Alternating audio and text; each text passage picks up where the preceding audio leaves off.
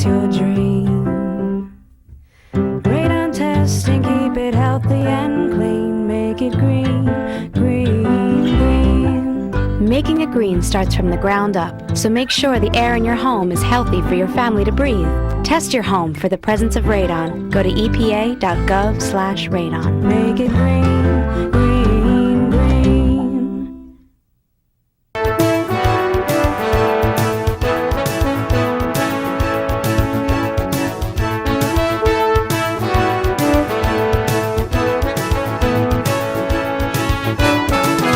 Hello, it is Monday, October the 21st, and we're so excited to be here in Social Circle this morning at Spa Julia. You can see the decor in here. It's absolutely fun and relaxing, and definitely encourage you to come and visit Spa Julia.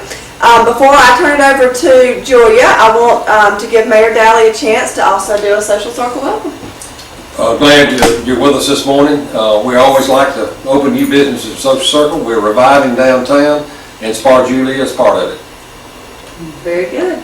Okay, Julia, so tell us what kind of services you offer here at the spa. Okay, currently we have 2 massage therapists that work part-time here, and we do appointments for that. We have lipo laser body contouring, body wrap contouring, weight management, nutrition, and we are excited to be bringing on November 5th, we're bringing on an esthetician that will be here 3 days a week, sometimes on Saturdays, and she'll be handling 2:30 to 6:30 and appointments after. And she'll be doing all aesthetic services you can imagine and more. She's got an amazing resume, so we're excited to bring her on. And some people just come here to talk to me. Very good, very good. Give us your address. I'm at 149 Sycamore Street behind Buckeyes in downtown Social Circle. Okay, and then what are your spa hours? We are here from 9 a.m. to 6:30 p.m. with a break from 2:30 to 4:30 until our esthetician comes in. Okay, and do you take walk-ins? Do they need to call and make an appointment? We do take walk-ins. Sometimes I'm walking around town networking or paying bills, so if I'm not here, just call me. I'm never more than 2 minutes away. But usually people come by appointment just because of the type of services that we offer. Okay, can you give us your phone number so folks can call you for an appointment? Sure, 678-521-2314. Very good. Anybody else you want to introduce? This is my husband. This is Spa John when he sits on He likes to sit at my desk.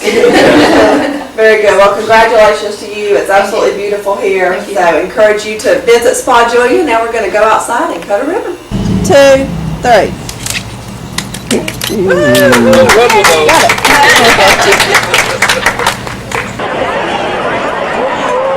Ladies and gentlemen, our 2013 homecoming tour. Freshman, Nigeria Garrett. She's the daughter of Cynthia Bolden and Christopher Garrett.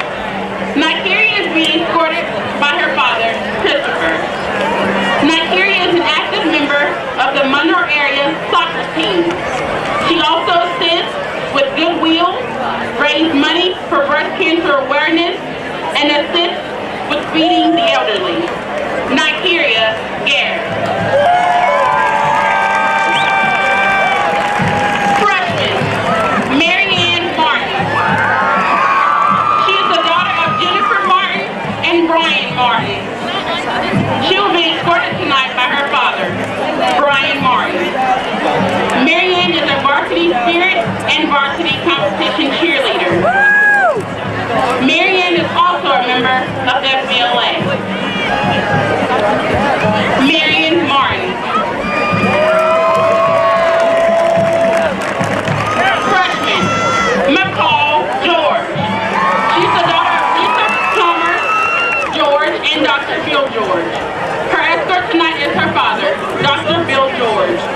She is actively involved as a freshman student in Monroe Area High School. She quotes, "I have learned to embrace the high school routine. I enjoy all of my classes, especially my Christian Learning Center class." McCall is a member of Union Chapel United Methodist Church in Monroe, attends the Orchard Church in Loganville, where she is involved in the 633rd Orchard Youth and projects and mission teams showing God's love throughout the year. McCall George. Sophomore, Christian Adcock. She's the daughter of Greg and Kay Adcock. Her escort tonight is Cody Thurman. Cody's guardians are Bill and Gail Howard. Christian is a member of the cheerleading squad. She loves being involved in Monroe's ECE program. She was crowned Miss Freshman of 2012. Christian is a member of the Union Chapel United Methodist Church. She plays soccer for Walton County's U16 team, works at Beauty and Beyond with Jody Stowe. Christian Adcock. Tavon Doty. She's the daughter of Terry and Sabrina Doty. Her escort tonight is Jabari Perry. His parents are DeWaley and Janelle Perry. Tavon is a member of Monroe Area High School's basketball and volleyball team. Tavon is also a volunteer for FISH and a member of Smith Chapel Church. Sophomore Tavon Doty. Sophomore Tiasha Best. She's the daughter of Tia Best and Craig Best. Her escort tonight is her father, Craig Best. Tiasha is a member of track and field and volleyball at Monroe Area High School. Tiasha Best.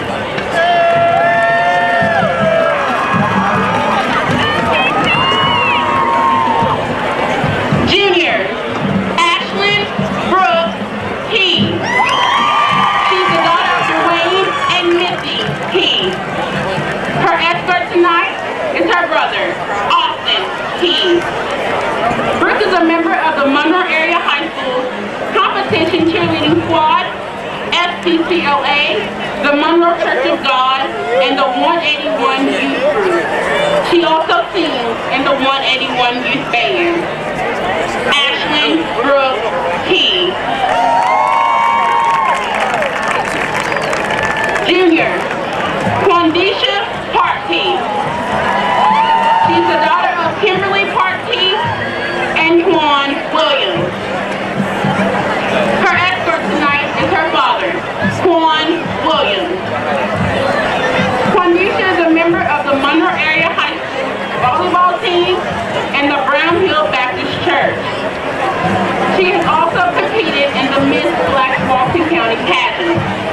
Quandisha Partee.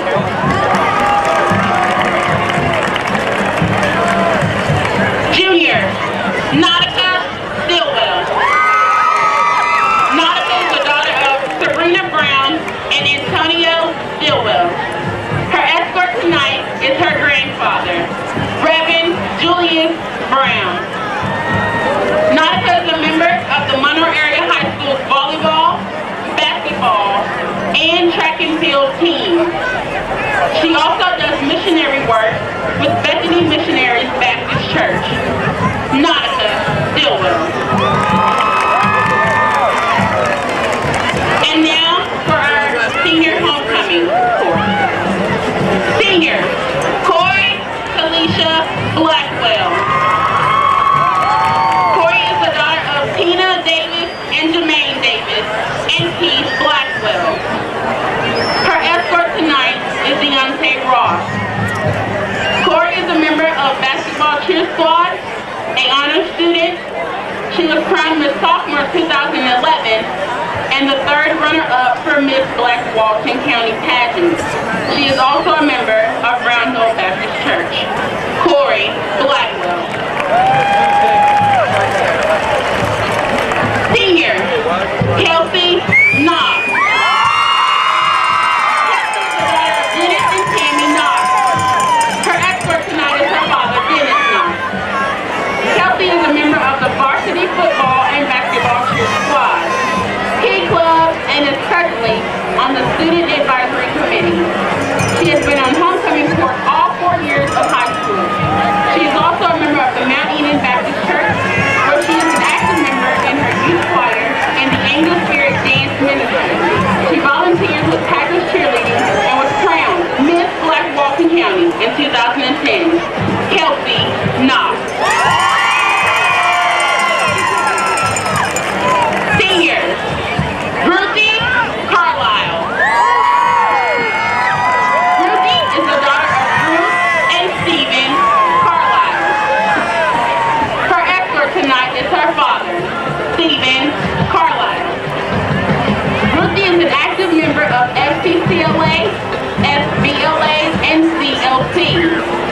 She is a member of the Monroe Area High School soccer team and helps out at Fish and Church.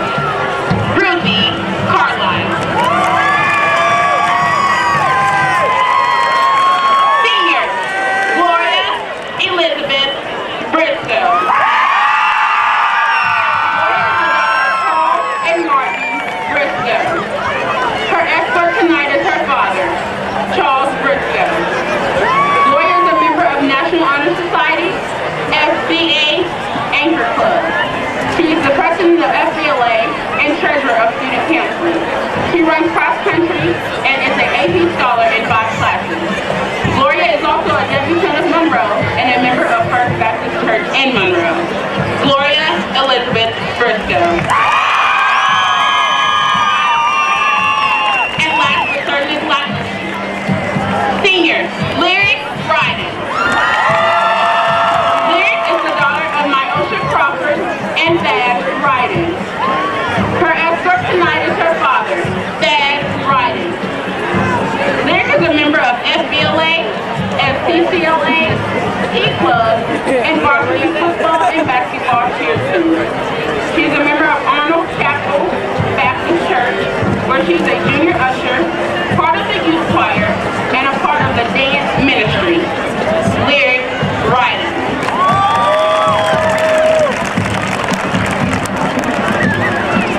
Ladies and gentlemen, our 2013 Miss Freshman is Nakiria Garrett.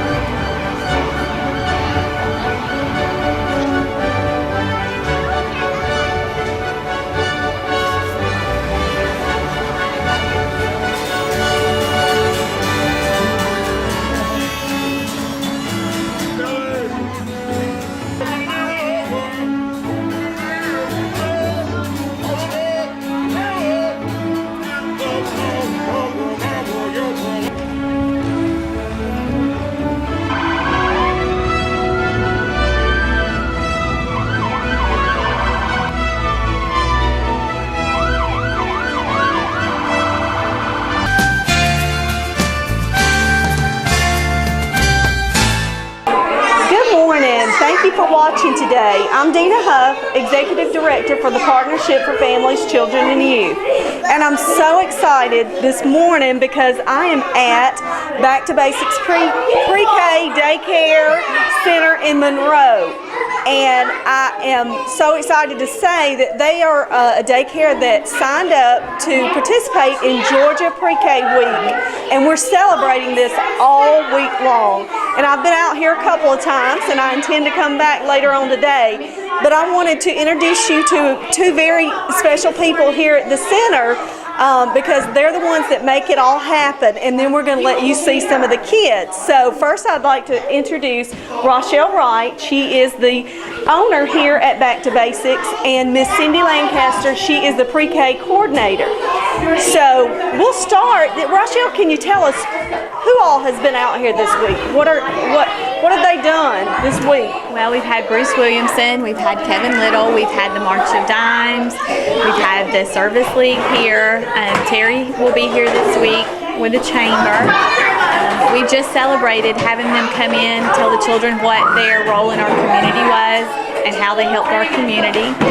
And the children have gotten to know them, perform for them, sing for them. Everyone has came in and read the children's stories and just spent time with them.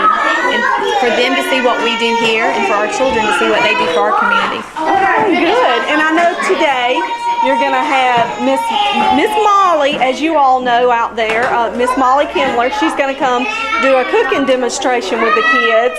And then Miss Melinda Quinn is going to come do the bear hunt with the kids. So I know that'll kind of just finalize your exciting week that the kids have had so far. How many kids or how many classes do you have for pre-K here? We have 2 classes. We have 44 students. This is our 4th year in Georgia Pre-K. Back to the Basics has been here 9 years. We've just been excited to be a part of Georgia Pre-K, and it's been great for our children. As you can see, they're enjoying themselves, and we're proud of what we do here. Good, and I must say that Cindy, you as the director of these classes, you've done a great job because I sat in Monday with the kids while Kevin and Bruce were reading to the kids. They were so excited, and your teachers are great too. So We have phenomenal, outstanding teachers. yes, you do. So let's hear from some of our teachers and let them tell us what a typical day here is in pre-K and what they do. We're going to hear a little bit from Miss McKenzie. She's one of the teachers here, and the kids that she enjoys being around every day. So Mackenzie, tell us what you do here during the day. Well, this is pre-K, so there's no very typical day. They're all different. But Samantha, come back! You have to tell them what we do. Camera shot. Come on, Samantha. I need you to tell them what we do in pre-K. They need to know. Samantha, what do you do all day long? Do you play all day? What do you do? What do you do? No. Do you have small groups? Small groups? Yeah, and we play sinners. And what else? And candle.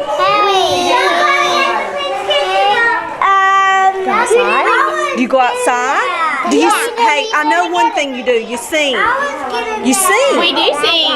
What do you do during the Say day? hola. Hola. What do you do during the day here at school?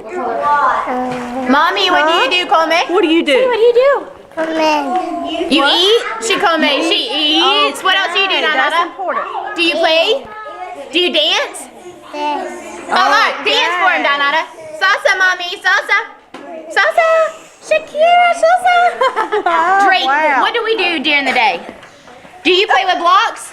Peyton, what do we do during the day? Come over here. Come here. You No? play outside. Oh, What do you do during the day? Turn around, look at the camera. What do you do during the day? I'm playing the sinners. she plays Play in the center. centers. Those are some Hey, exciting Samantha, places. tell them what we made in small groups this week. What did we make? Guacamole. We make guacamole. Ooh, Didn't who we? liked the guacamole? Did you like it? Did everybody like the guacamole? We're learning Oh, about our wow. 5 senses, and this week was taste. I So don't we like it. ate guacamole. We made You did- guacamole. you I didn't cut like the it? avocados and everything. I'll be quiet. Oh, you have to be quiet sometimes. Sometimes, but not always. guacamole. I like guacamole. You don't like it? She okay, didn't like one the classmate guacamole. that does not like guacamole. Okay, well, thank you all. You've been so great on camera this thank morning. you. Thank you. Say good morning. Buenos dias. Okay, thank you very much. Thank you for letting us come. And as you see, the kids learn a lot all day long, and they have a great time. So, as always, thank you for watching.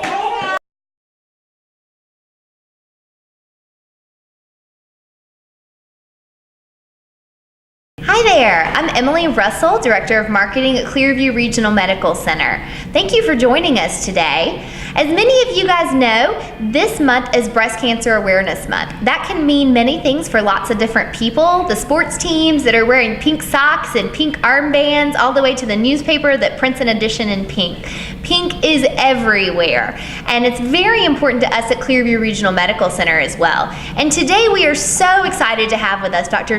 David Norman, who is a general surgeon with Clearview Regional Medical Center. Dr. Norman, welcome. Thank you for having me today. Most certainly. I see you're sporting your pink as well. I've got my pink on for the Breast Cancer Awareness Month. Very good, very good. So breast cancer awareness.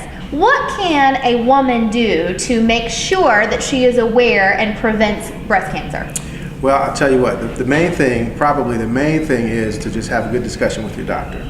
That's probably the main number one thing you can do, because there are several different risk factors, and the best way is to just have a good discussion with the doctor, and that helps you determine what your own risk factors are, and then you go from there.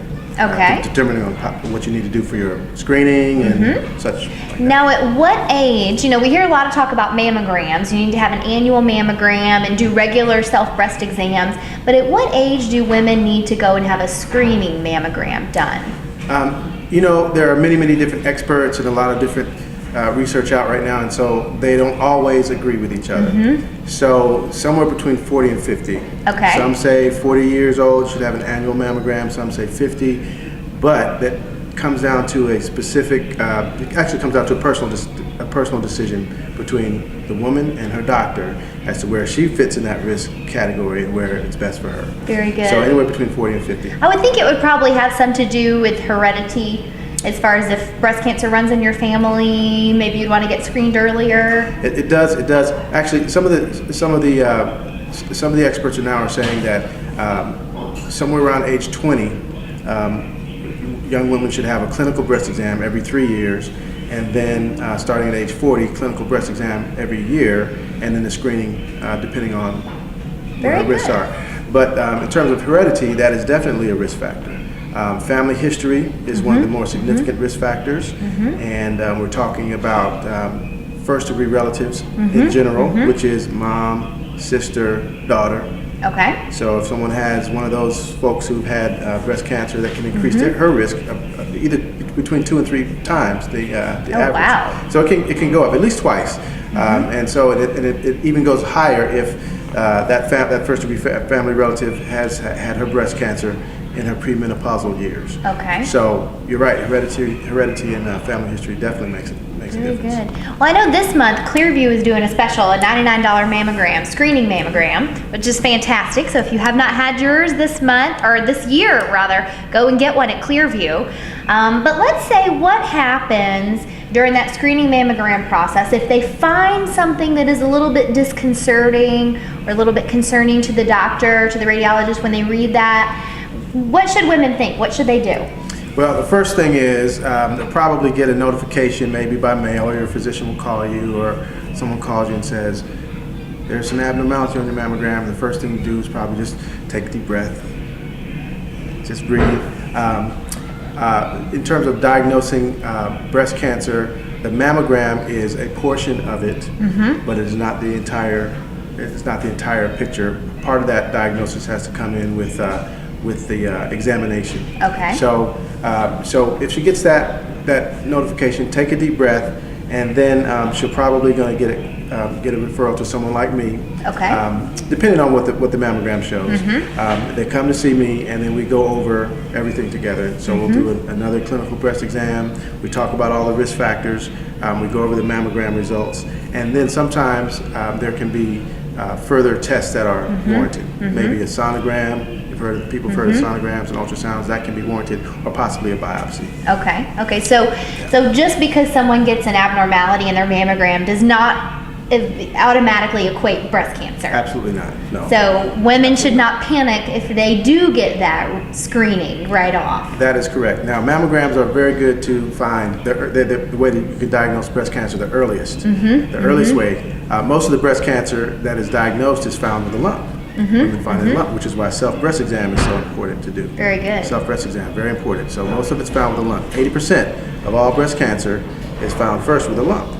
However, that doesn't mean all lumps are breast cancer, because only about 20% of all the lumps that people have turn out to be breast cancer. Okay, very good. So it's even more important for women to be talking to their doctor, their primary care doctor, and if warranted, a general surgeon or a specialist in that field to kind of get the whole picture. I agree, yes. Very good, very good. So breast cancer is preventable if found early? If found early, it is curable. Curable. We should say it's curable. And the thing about breast cancer is, we talked a little bit about risk factors, and there's many of those, but there's most of the breast cancers, most women who are diagnosed with breast cancer do not have risk factors.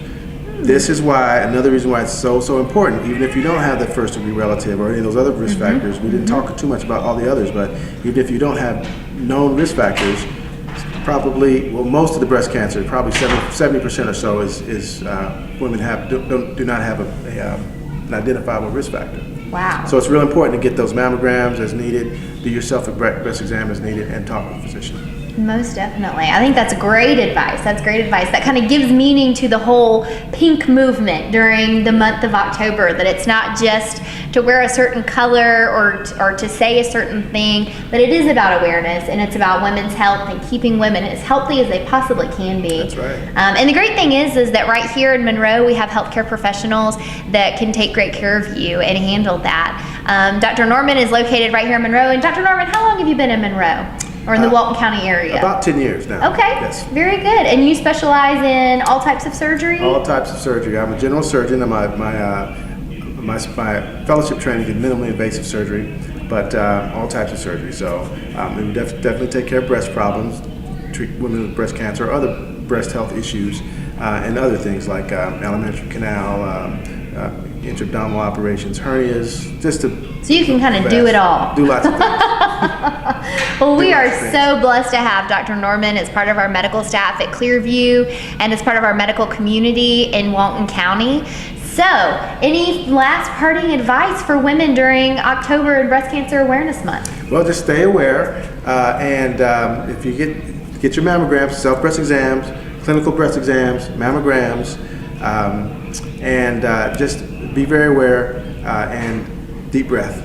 If there's anything that comes up, any red flags, deep breath, and then go talk to the doctor. Very good, very good. Well, thank you so much for joining us, Dr. Norman. And if any of you out there have not already scheduled your annual mammograms, please be sure and do that. You can call the hospital and set that up. We can take you in, no problem. Again, we're having $99 cash mammograms. If your insurance does not cover it, we'll do it for $99, which is a great deal. That's a great deal. And in the event that some abnormalities do come up, they can always come to you or someone like you. Come see me or someone like me, and we'll take care of it. And just kind of go through it together. So we're here to help at Clearview and to also celebrate Breast Cancer Awareness Month. So thank you for all that you do, Dr. Norman, and thank y'all for tuning in with us at Clearview Regional Medical Center. As always, you can visit our website at clearviewregionalmedicalcenter.com to see about other events that we have going on and other initiatives in the community.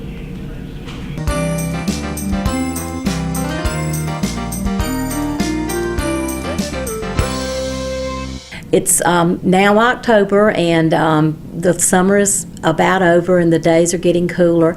And since the fall is in the air, I just want to remind people that here at the Walton County Recycling Center, we do not take any kind of yard waste, grass clippings, leaves, or things like that. There are several inert landfills in the county that are privately owned, and they do take these items. So if anybody does have a question about this, we do have a list of those landfills here. at our office if you're not familiar with them, and if you'll give us a call if you need a place to carry those kind of things, we'll be glad to give you the information, sharing with you perhaps the one that is closest to where you live. The other thing I wanted to mention today is that we are gearing up for our America Recycles Day.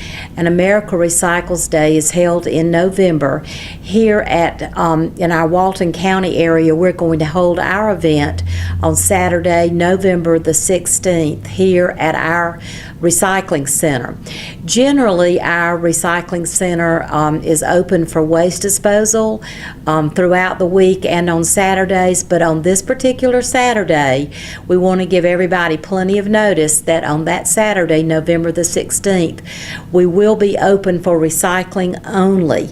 And we are working on a special activity, which is paint recycling, and this will be the first time we've ever tried to do this, and we're just beginning to work out the details. We are certain we're going to have it, and we will allow people to come through the center to dispose of their green bags with their household garbage, because that is done through the drive-through area, and people can also bring their recycling, but the scales will be closed that day, so there'll be no large loads brought in on that particular Saturday.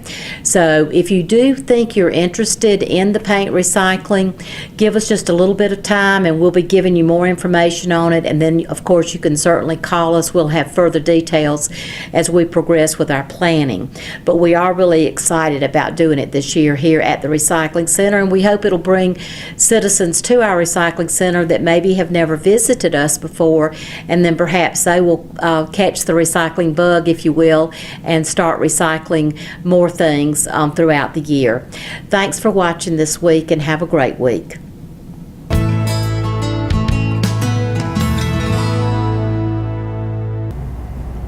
Hi, and welcome to this week's edition of The Health Story. My name is Dee Dee Harris. I'm the Executive Director of Walton Wellness, a nonprofit located here in Walton County dedicated to the prevention of lifestyle-related chronic illness.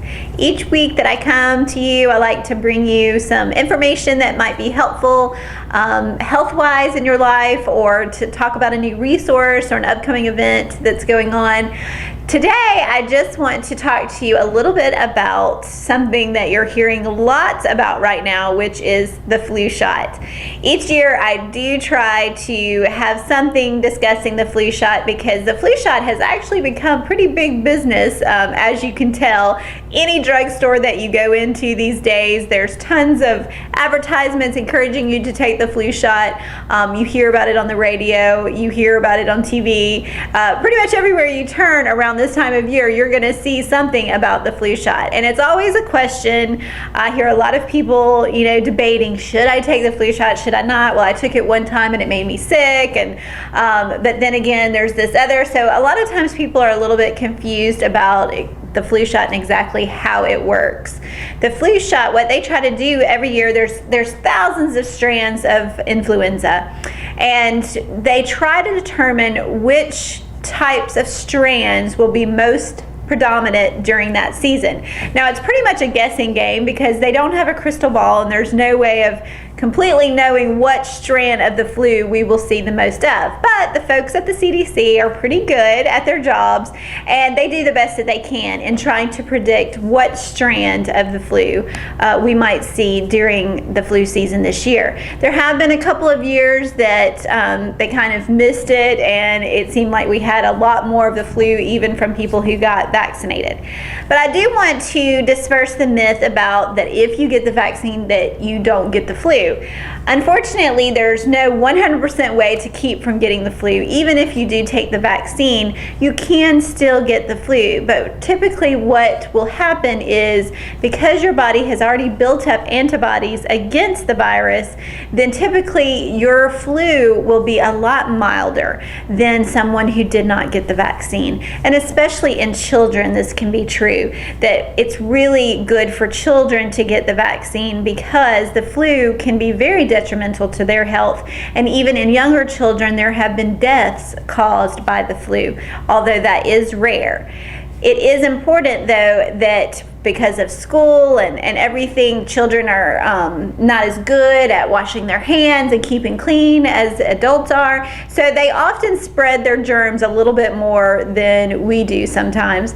So when they get the flu shot or the flu mist, either one, it actually can help their symptoms be a lot milder and the flu to actually last a shorter period of time if they do get the flu and they have been vaccinated. A lot of people feel like I had got sick after I had the flu. The flu vaccine cannot actually give you the flu.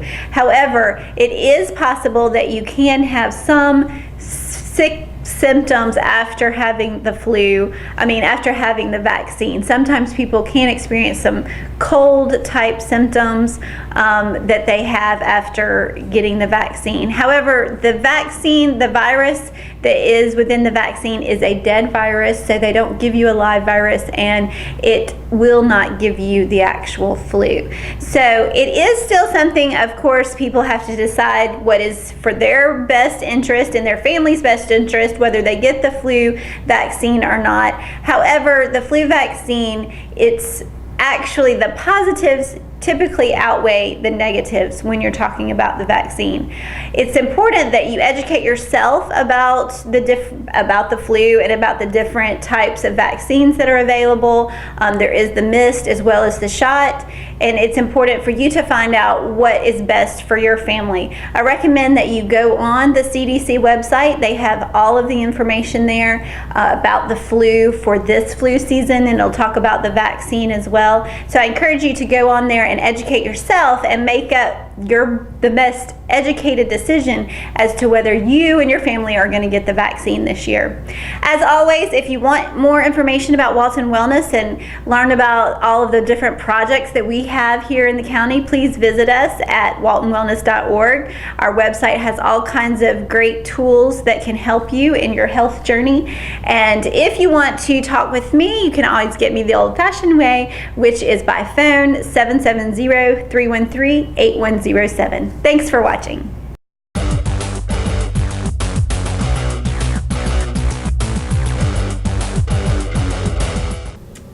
Hi, I'm Jody Johnson here with the Recreation Report.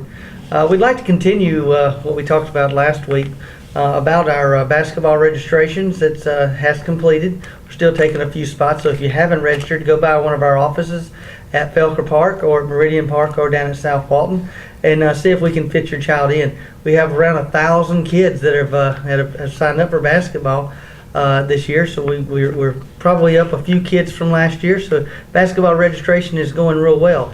I'm also joined by David Lauren again. He's been on the show a couple of times. So David, you want to reiterate some of the basketball numbers? I know you're primarily in the Felker Park, so let us know, how we're doing in basketball. Absolutely, and it's always a pleasure to be invited to the Recreation Report. Love to be able to give some good feedback to the community in terms of what we got going on.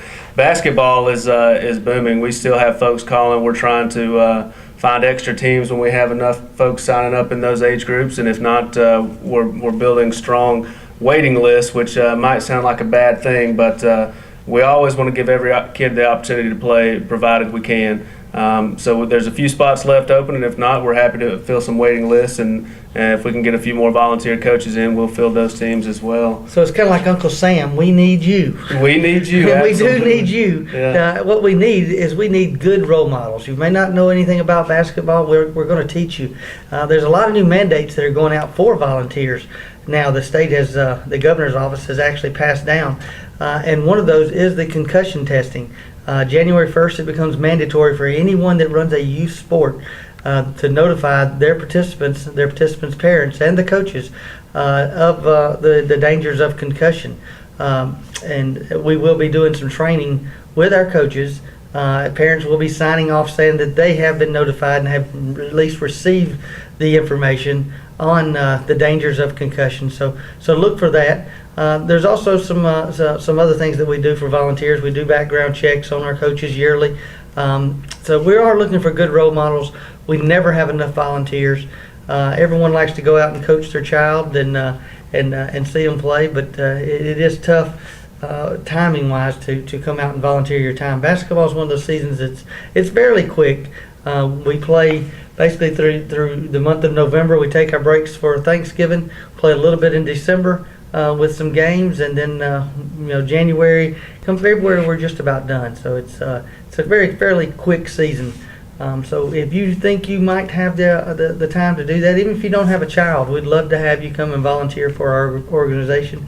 With 1,000 kids, we'll have around 70 or so teams. Actually, more than that. We'll have over 100 I believe teams. you'll have a decent amount more than that. And recreation, it's always a cyclical process. You'll finish out a few seasons and you'll have a little bit of overlap as you jump into the next season. So we understand a lot of folks are still involved with sports prior to the start of another sport. But you mentioned a lot of the things we do in terms of ensuring that our volunteer coaches are prepared. Concussion is a big topic these days in sports and professional all the way on down to recreation, and safety and making sure our volunteers are prepared to handle, address, recognize any of the symptoms of a concussion. Those are all things that we take very seriously, and we want to make sure that all of our coaches are prepared with the safety aspects of it. But talking about a few other things we mentioned on our last recreation report for our volunteers. We do a lot of other things. There's always an opportunity if someone wants to coach and they might not be the best fit in terms of coaching for the job, but they're just great role models. We want those folks, and there are avenues to develop these ladies and gentlemen into becoming better coaches, and that's one of the things that we always want to strive to do is increase our services, be it to the kids, our volunteer parents, or even our officials for any of our sports. And a lot of things that I've seen out there in some of the sports is, I'll relate this to some team building exercise statements, which would be competition versus collaboration. And when we talk about having quality volunteer coaches in, it's not always about competing against the team on the opposite side of the field. And a great example of that is I've seen some of our coaches step in with other teams that they're going to be competing against, because these folks, they want to develop their coaches so that they can make their kids better, and they'll have a luncheon afterwards, so they'll work with a team that they're going to be competing against, working on coaching development, player development, and when it's over, they've gone so far as to have a nice luncheon to interact and bring the community together in terms of those sports. So it's a great atmosphere to be a part of, and it's so pleasing to witness as administrators for the sports, to get these families, these teams, and these coaches involved with one another outside of their responsibilities to their team. So. Well, switching gears from our up-and-coming season in basketball, we've got our football season that is underway. This weekend, the October 2nd, is something that is somewhat of a tradition here in Monroe, which is homecoming for our youth leagues. So you'll have all of the girls and the boys coming out. They walk through the arches and get their flowers, and some become kings and queens. So we look forward to homecoming here in Monroe. The following week, West Walton will have their homecoming, and then the Community Bowl, which has become one of the best tournaments, per se, that we have here in Walton County. The Community Bowl, where the top 4 teams will be competing against each other for the Community Bowl Championships, basically the Walton County Football Championships. And that is October 19th, and that'll be held at West Walton Park. The address is 925 Twin Lakes Road there in Loganville, so hopefully you can get out and watch our championships for football. We'll have our 5 and 6 through 11 and 12-year-old leagues playing in the championships. All of the other fall sports are coming to an end. Probably within the next 2 weeks, our baseball program will conclude. Of course, the Community Bowl concludes the football season. We'll be right into basketball. We're actually doing evaluations and drafts this week, so we'll be picking teams, and we really don't get a break with the recreation department. We go from one sport to the other, and the kids really don't take a break either. A lot of the kids do play multiple sports within the recreation department, and we do encourage that. Each sport kind of builds upon each other, and it's great for the kids to be able to do that.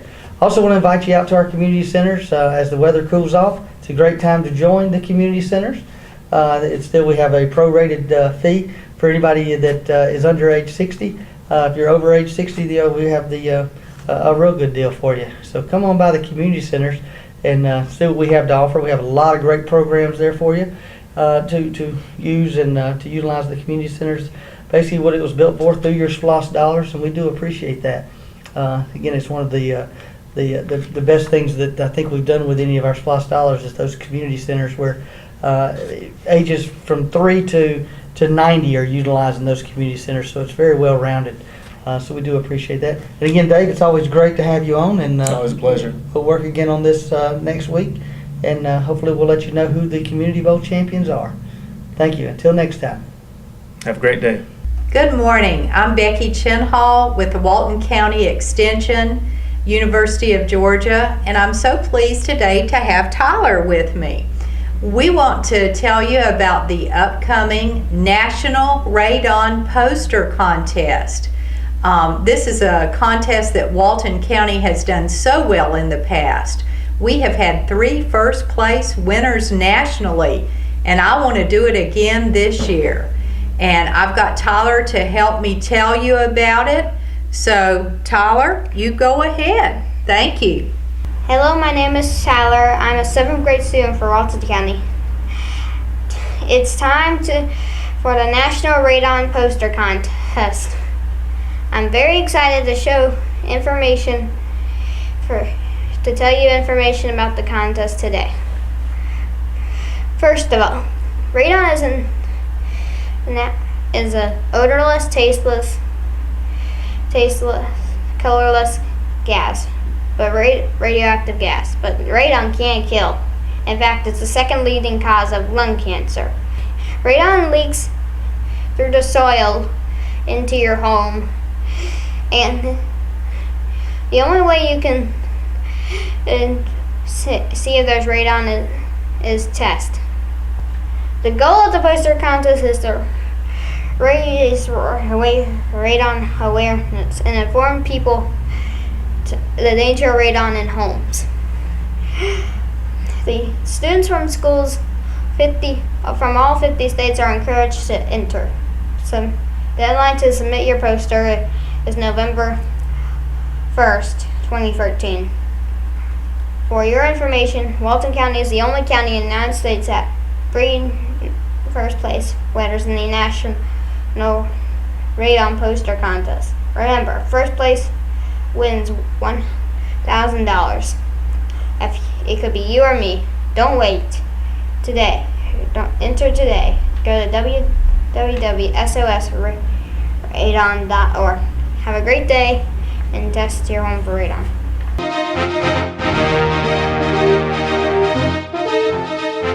Hello Walton County, this is Kevin Littlewood, Chairman's Report on Channel 16, Walton Entertainment.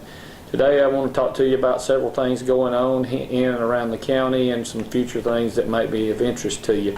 Over the past couple of weeks, you may or may not saw that Governor Deal came down to break ground on Hard Lava Creek Reservoir. We was very excited to have him here in the county to do that. It'll also give Walton County its own water source in the future. We've always been at the mercy of someone else to buy our water from, so that's an exciting thing for Walton County, and the governor's water program, which is one of the big deals, enabled us to do that. We are a partner with Oconee. They're a 28% partner, and we have the rest, so that's really good for Walton County's future as far as our drinking water and as far as economic development. Also, Hitachi, which was once Unicia out on off of 78 in the Industrial Park. The governor did a groundbreaking there as well for Hitachi's that going 250 more jobs for the county, a 200,000+ square foot building there, and nice quality jobs here in Walton County. We're excited to have Hitachi as a partner in Walton County and a business that brings jobs here, and we're excited, hope to have many long-lasting future with them and expansions more and more. We also would like to talk to you a little bit about Walton Proud. That's the Chamber's initiative, which the Walton Proud campaign has been kicked off by the Chamber and by several other agencies around. I graduated from Monroe High School in 1984, and it's exciting to be able to have an opportunity to bring the private schools, the Christian schools, and the public schools together as one force to show the world, show America, show Georgia that Walton County is Walton Proud, and we're proud of our education system, and we're proud of what we produce right here in Walton County. and that's going to lead to economic development. Baxter, that was one of the biggest things when we were negotiating, working with them, where we were able to provide the educated workforce. But through the initiatives that we have in place here, along with Athens Tech and other technical schools around, it's exciting to be able to get those folks involved, to be able to educate you to where you'll be able to go, be work ready and be ready to go to work as soon as you get out of high school or technical school, if that's what you choose. So that's several things we got going on here. It's exciting for Walton County, it's exciting for the future, and so if you have any questions or concerns, please give me a call, 770-267-1301. Thank you.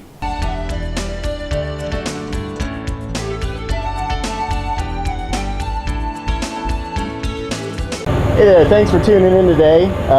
We've got a lot of dogs here at Walton County Animal Shelter. You know, some people think that the dog pound is nothing but a bunch of mutts and maybe sick dogs and ugly dogs, but you know, we get a whole lot of different kind of dogs here, from large breed Pyrenees, purebred Siberian Huskies, small dogs like a poodle and a Shih Tzu that we're going to show you today. Lots of different sizes, lots of different breeds, but even a little mutt like this one is a great dog. So you can look online at waltonpets.net. We post all of our animals there, so you don't even have to come down to the shelter.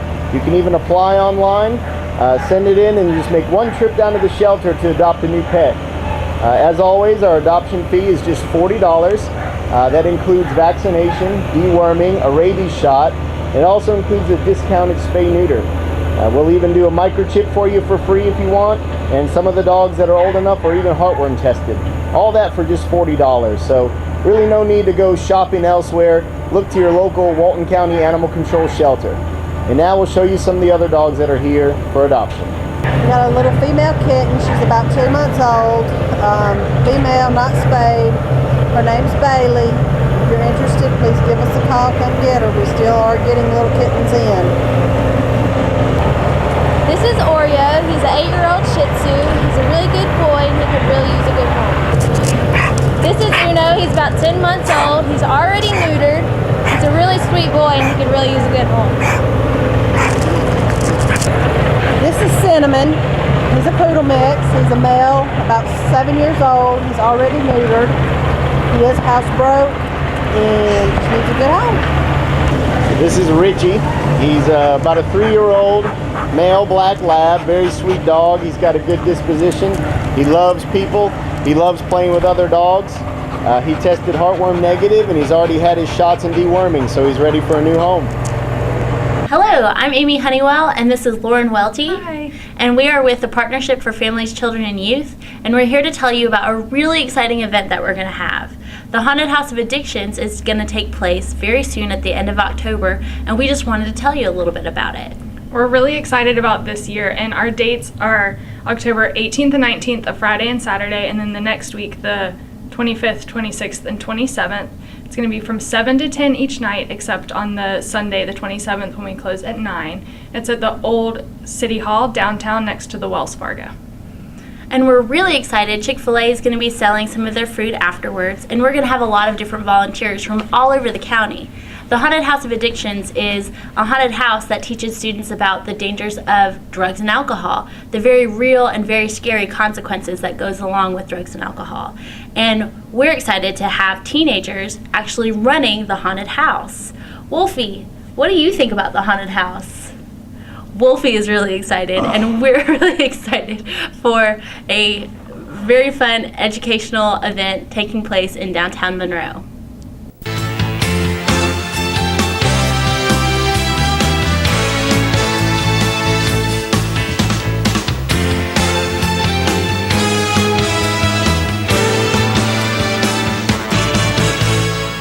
Green, green, green. It's your home, it's your dream. Radon testing, keep it healthy and clean. Make it green, green, green. Making it green starts from the ground up, so make sure the air in your home is healthy for your family to breathe. Test your home for the presence of radon. Go to epa.gov/radon. Make it green, green, green.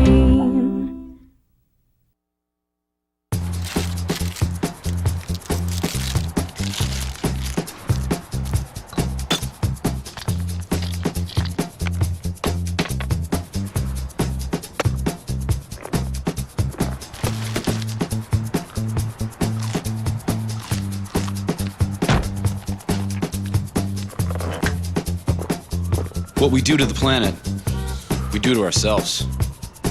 You can help keep America beautiful. Visit KAB.org.